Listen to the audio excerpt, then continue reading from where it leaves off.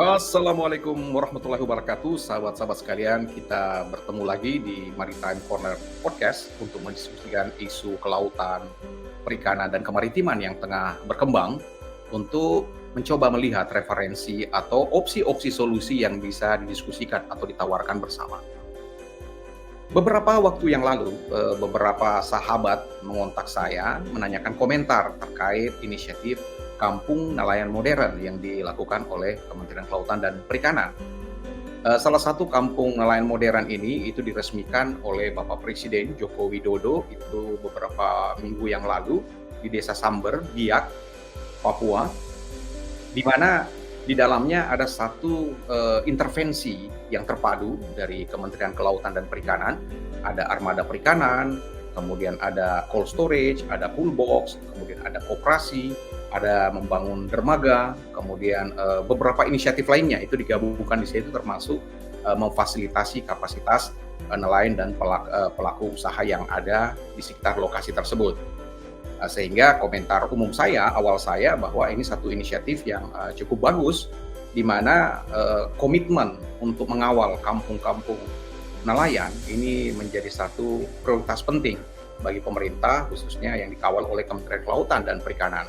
Karena kita ketahui bahwa Indonesia ini adalah negara kepulauan terbesar di dunia, akan tetapi tingkat kemiskinan justru banyak di pesisir pulau-pulau kecil. Akan tetapi, kalau kita mereview lebih jauh terkait inisiatif ini, setidaknya ada beberapa hal yang bisa menjadi catatan. Yang pertama, dampak atau seberapa signifikan intervensi yang dilakukan oleh KKP ini dalam bentuk satu kampung nelayan modern ini terhadap peningkatan ekonomi dan kapasitas ekonomi level kabupaten, provinsi, atau nasional. Saya kira kita semua paham bahwa di Indonesia ini ada lebih 10.000 kampung atau desa nelayan pesisir di Indonesia yang kondisinya juga serba terbatas, miskin, dan membutuhkan intervensi atau dukungan dari berbagai pihak. Sehingga kalau hanya satu yang diresmikan atau misalnya KKP hanya menyiapkan 1 sampai 10 program setiap tahun, ini yang diresmikan baru 1 tahun ini, itu artinya kita butuh berapa ratus tahun baru kita bisa mencoba mengangkat ekonomi masyarakat nelayan, masyarakat pesisir dan sekitarnya. Ini tentu saja agak sulit untuk dijustifikasi signifikansinya karena baru satu yang bisa berjalan. Nah, berapa tahun baru bisa ini betul-betul mengangkat perekonomian tersebut. Ini satu catatan penting yang perlu kita bahas bersama. Yang kedua adalah efisiensi. Hampir setiap intervensi yang dilakukan, baik membangun dermaga, baik membangun misalnya cold storage, baik misalnya upaya intervensi pengadaan pool box, operasi, capacity building, segala macam, ini sudah bisa dilakukan oleh pihak daerah. Daerah sudah sangat capable untuk melakukan hal-hal tersebut, sehingga menurut saya jauh lebih efisien dan lebih efektif apabila pihak daerah yang mengimplementasikan hal ini. Apalagi kita ketahui bersama bahwa antara satu lokasi desa, kampung di Indonesia dengan kampung yang lainnya, itu punya diversitas atau keragaman atau situasi yang berbeda. Sehingga kondisi yang dihadapi, situasi yang dihadapi itu berbeda. Saya khawatir kalau ini ditangani pusat terus-menerus, ini upaya intervensinya, baik survei, studi, monitoring, hingga pengawasannya, ini jauh lebih mahal dibandingkan apabila misalnya ini diimplementasikan di tingkat daerah. Jadi KKP pusat memberikan fasilitasi, dorongan, implementasi sekaligus guidance dan pengawasan. Itu bisa dilakukan untuk mendorong misalnya pelaksanaan berbagai ragam kampung nelayan ini bisa berjalan. Jadi sisi eksekusinya bisa dilakukan oleh daerah, KKP bisa mendorong atau pemerintah pusat bisa bersatu padu mendorong untuk memfasilitasi guidance, panduan, strategi, hal-hal yang memang dibutuhkan secara teknis untuk menjadi satu mozaik besar mengungkit perekonomian dan kemiskinan di tingkat masyarakat desa pesisir di Indonesia. Nah, dari dua situasi tersebut, yaitu ada masalah dampak dan juga efisiensi, sebenarnya ini merujuk ke satu pertanyaan besar, bahwa yang kita butuhkan sebenarnya ini adalah satu desain besar. Jadi KKP ini perlu naik satu level untuk berbicara dampak signifikansi program ke level nasional. Jadi jangan sampai berkutat di level kampung dengan hal-hal pengadaan skala kecil yang dampaknya secara nasional ini tidak memberikan hal yang signifikan. Sehingga yang perlu dibangun lagi-lagi adalah satu blueprint atau desain besar pengentasan kemiskinan, di mana dalam desain besar tersebut kita sudah melihat ada berapa pelabuhan di Indonesia, lebih 1.000 pelabuhan berbagai tingkatannya, berapa yang potensial menjadi super hub, kemudian berapa jadi nasional yang saling terhubung antara satu dengan yang lain, sehingga tata kelola perikanan bisa berjalan.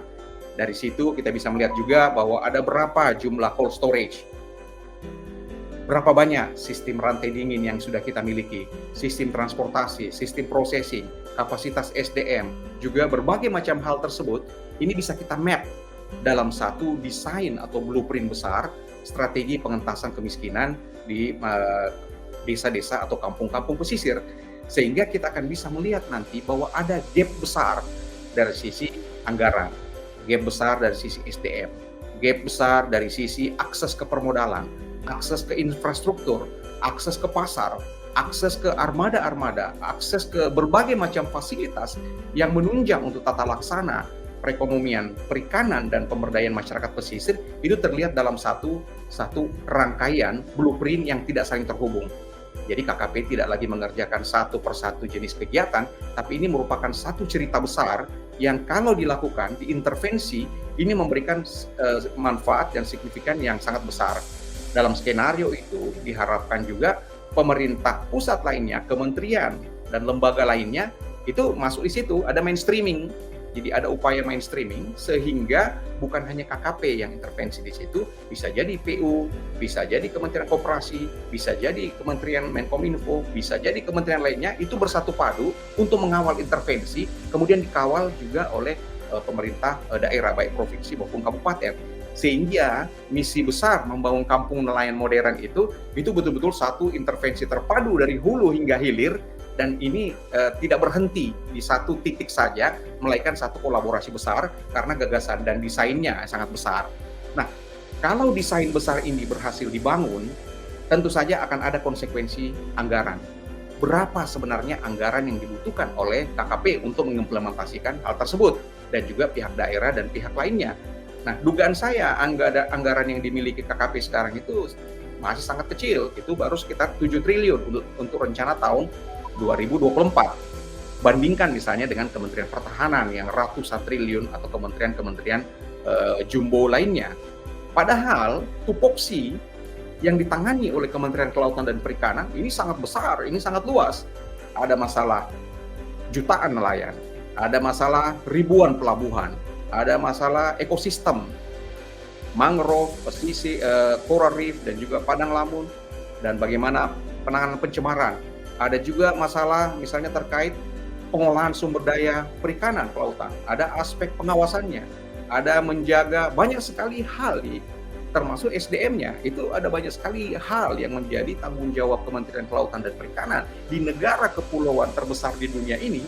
Akan tetapi amunisi atau input untuk merespon itu hanya 7 triliun. Ini sudah termasuk puluhan ribu belanja rutin, gaji pegawai segala macam. Sehingga bisa dipastikan yang dilakukan KKP itu pasti hanya langkah-langkah kecil yang tidak bisa memberikan signifikan yang luar biasa. Sehingga kebijakan menjadi dasar utama untuk mendesain ini.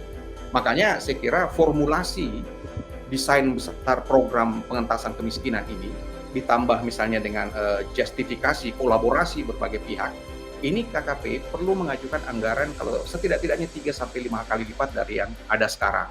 Karena kalau tidak, apapun yang dilakukan, itu dampak signifikan pembangunan di level daerahnya itu akan kurang terasa di situ.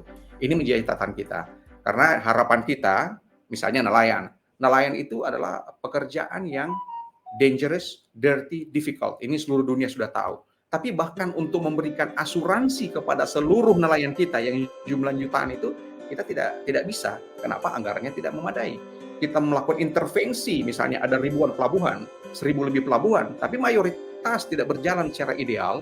Pabrik-pabrik es, cold storage, tidak optimal. Kenapa? Lagi-lagi masalah anggaran. Sehingga pihak daerah itu harus melobi, harus aktif misalnya mendorong KKP untuk menjadi prioritas. Sementara setiap tahun KKP hanya bisa memfasilitasi satu atau beberapa inisiatif yang ada. Sehingga ini perlu satu lompatan pemikiran, lompatan eksekusi, dan juga lobby yang sangat sangat kuat dari Pak Menteri, sehingga ini nilai 7 triliun ini bisa diangkat minimal 3 sampai 5 kali lipat, sehingga kita bisa betul-betul mengawal Indonesia secara jauh lebih signifikan.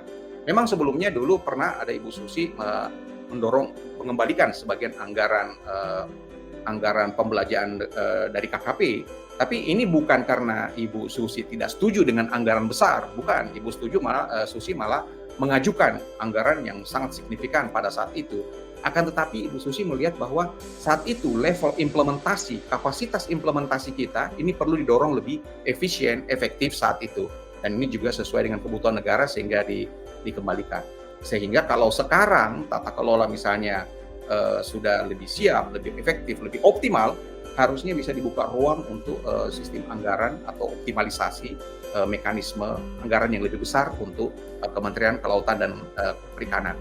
Jadi yang ditekan bukan hanya PNBP-nya yang ditekan kepada KKP, tapi juga supply atau input dari Kementerian Keuangan dan juga dari negara dan juga kementerian lainnya, ini perlu membantu mengeroyok persoalan kemiskinan yang ada di pesisir. Ini sangat signifikan karena Indonesia negara kepulauan terbesar di dunia, masa depan Indonesia itu ada di laut, dan ini terkait dengan masyarakat-masyarakat pesisir dan nelayan yang ada di situ. Saya kira ini 4 poin yang menurut saya penting untuk dicatat. Jadi kita perlu ada dampak inisiatif kampung nelayan yang lebih signifikan. Kita butuh 2 adalah efisiensi, strategi, implementasi yang lebih optimal. Dan untuk itu dibutuhkan satu desain, mosaik desain besar, bagaimana berbagai aset, kapasitas, kemampuan, sumber daya dari yang ada di kelautan dan perikanan ini bisa dikemas dalam satu bingkai dan mosaik besar yang melibatkan berbagai kementerian, lembaga, dan juga pihak-pihak dari daerah, provinsi maupun kabupaten dalam satu orkestrasi menuju pengentasan kemiskinan yang signifikan.